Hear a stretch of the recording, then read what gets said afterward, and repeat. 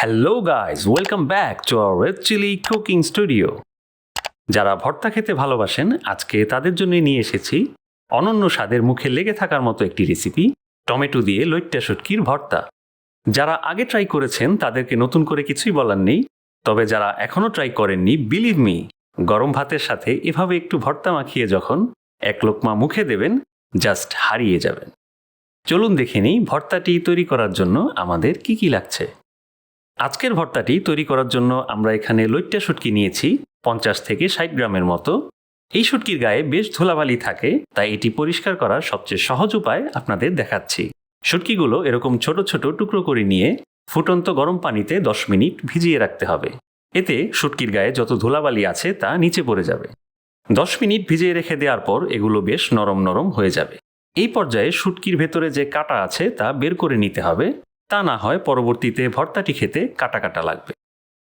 এভাবে একটি টুকরো নিয়ে জাস্ট হালকা করে চাপ দিলেই দেখবেন মাংস থেকে কাটাগুলো আলাদা হয়ে যাচ্ছে। খুবই সহজ একটি প্রসেস।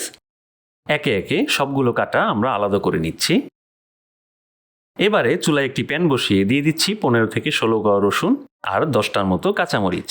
কাঁচামরিচ স্বাদ অনুযায়ী কম বা বেশি নিতে পারেন। তেল ছাড়াই শুকনো প্যানে একটু পোড়া পোড়া করে ভেজে নিতে হবে। এরকম পোড়া পোড়া হয়ে আসলে শুধু মরিচগুলোই তুলে নিচ্ছি, কারণ রসুনের কোয়াগুলো নরম হতে আরও কিছুক্ষণ সময় লাগবে। এবারে দিয়ে দিচ্ছি 3টা মিডিয়াম সাইজের পেঁয়াজ কুচি। পেঁয়াজগুলো কিন্তু পোড়া পোড়া করা যাবে না, এতে ভর্তার স্বাদ তেতো হয়ে যাবে। জাস্ট কাঁচা ভাবটা চলে গেলেই পেঁয়াজ এবং রসুনগুলো তুলে নেব। এবার 3 টেবিল চামচের মতো তেল নিয়ে একটু গরম হয়ে আসলেই শুটকিগুলো দিয়ে দিচ্ছি। দিচ্ছি 1 চা চামচ মরিচের গুঁড়ো, এটাও স্বাদ অনুযায়ী বাড়িয়ে বা কমিয়ে নিতে পারেন।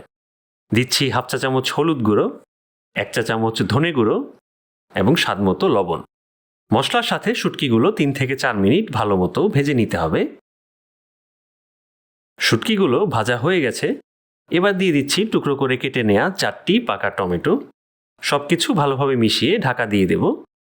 5 থেকে 6 মিনিট রান্না করে নেবার পর টমেটোগুলো বেশ নরম নরম হয়ে যাবে।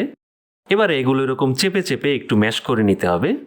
অলরেডি টমেটো থেকে বেশ অনেকটাই পানি বের হয়েছে, আমরা কিন্তু এক্সট্রা কোনো পানি এখানে যোগ করিনি। আবারও ঢাকা দিয়ে টমেটোগুলো একেবারে গলে যাওয়ার আগ পর্যন্ত রান্না করে নিতে হবে। ফিরে এলাম 5 থেকে 6 মিনিট পর। আমাদের টমেটোগুলো বেশ ভালোভাবেই রান্না হয়ে গেছে। এবারে কিছুক্ষণ নাড়িয়ে নাড়িয়ে একটু ভেজে নিতে হবে, এবং যখন প্যানের গা থেকে এরকম উঠে আসবে ঠিক সেই মুহূর্তে নামিয়ে নিতে হবে। এবার ভর্তাটি মাখানোর জন্য একটি বোল নিয়ে নিচ্ছি এবং তাতে ভেজে রাখা রসুনগুলো নিয়ে এভাবে হাত দিয়ে ভেঙে নিচ্ছি। ঠিক একইভাবে মরিচ এবং পেঁয়াজগুলো একসাথে মিশিয়ে নেব। হাতের আন্দাজে অল্প একটু লবণ দিচ্ছি আর দিয়ে দেব 2 টেবিল চামচ সর্ষের তেল।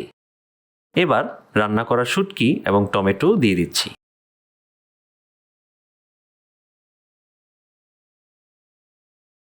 সবকিছু ভালোভাবে মাখিয়ে নিলেই আমাদের ভর্তাটি পরিবেশনের জন্য একদম রেডি হয়ে যাবে।